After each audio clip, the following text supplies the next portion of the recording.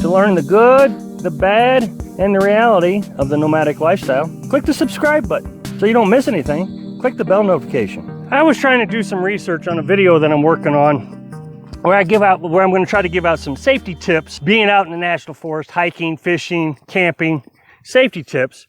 As the criminal activity in these national forests increase, people have to be more self-aware of their surroundings. And as I was doing my research, I stumbled across an article. But the first article I ran into was an interview with a ranger and a ranger supervisor in Arizona. And the interview started up with that the biggest problem in the national forest is ATVs. And so the rangers spend an enormous amount of time dealing with ATVs and telling them, you know, they can't be riding off into the grassy areas and stay on the trails. And so you have that enormous problem. Now this ranger was in Arizona, and there's 4 national forests. I think there's 4 national forests in Arizona. But this particular one was in the Coconino National Forest. And he was talking about how difficult it has become in the last few years trying to keep up with everything. And he was talking about more people are coming off of I-40 and I think it's I-17 and out of the cities and staying in the national forest and causing all kinds of problems. Well, then the interview got picked up by his supervisor. And I thought this was absolutely fascinating. The supervisor is in charge of 3 national forests. It used to be 1 supervisor per forest. So what he's got the Kaibab National Forest in Arizona, the Coconino National Forest, and the Prescott National Forest. And this equals a total of 4.5 million acres. Now think about that, 4.5 million acres. I mean, even a small city isn't 4.5 million acres, and it's all wooded area. And so, you know, all this crime can happen out in the forest. Now, here's what's really interesting. He says, over the last few years, of course, there's been tons of budget cuts to the national forest budget. And so this national forest supervisor has 8 rangers to patrol 3 national forests, 4.5 million acres. And he says, you know, you got a ranger that calls in sick, all of a sudden you're shorthanded. Or if there's a forest fire at another national forest, and they call your rangers in to work on the forest fire, he may not have anybody to cover the 4.5 million acres. And he says, and it's getting more dangerous all the time. It used to be just little petty crimes, you know, like somebody be out there drinking and causing a problem, and, you know, they'd have to go break that up, or somebody burning a campfire that wasn't supposed to be burning a campfire.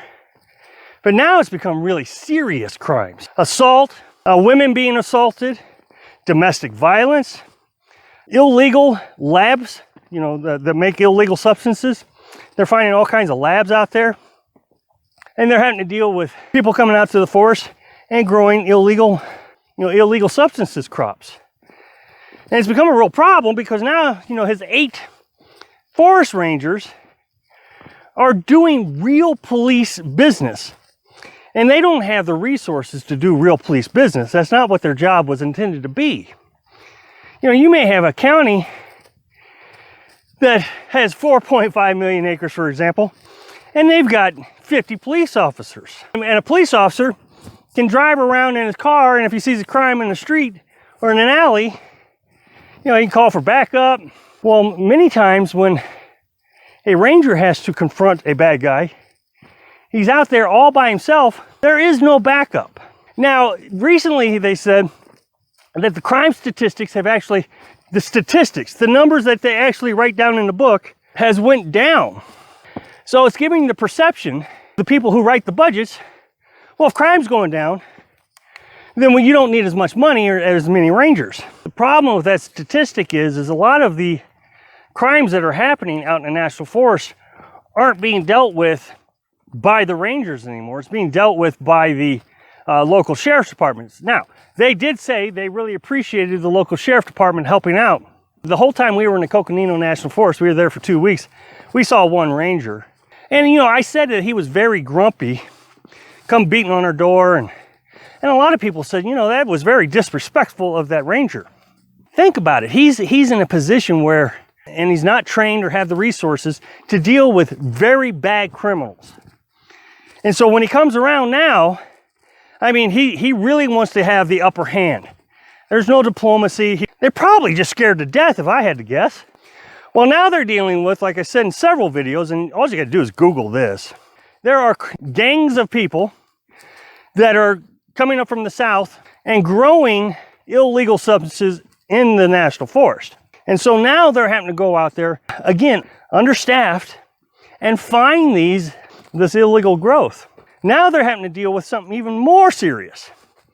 Booby traps, which got me to looking into booby traps. They're having to watch out for homemade booby traps. I read this other article, and there's a lot of articles on it, but I just read the first one. And in Utah, I saw that they were actually trying to set booby traps to injure individuals going into a popular visitor center area. And so what they're doing is they're running strings across the trails, covering them up with dirt a little bit.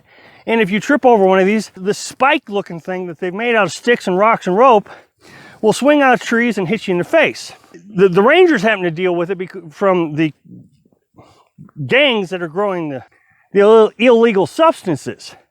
But now your safety is at risk. This is another thing. I had no idea this existed. You can, be riding your bike or hiking and stumble across one of these booby traps, and something will swing out and hit your face. And so then another type of booby trap there is they'll put spikes on the ground and they'll create a trip hazard. You'll trip over it and it'll impale you. But I see, just like the rangers see, decrease in law enforcement, and an increase in criminal activity. Even the rangers said, this is where the bad guy goes to do their criminal activity. So when you're out there, now you just got another thing to worry about, booby traps, gangs that are coming up from the south to grow their illegal activity, or if you stumble into an illegal substance lab. And there could be times when you're out there and you don't have cell phone signal. I just reported that there was a couple hikers, they were getting shot at, and they had to hike 40 minutes to get a cell phone signal.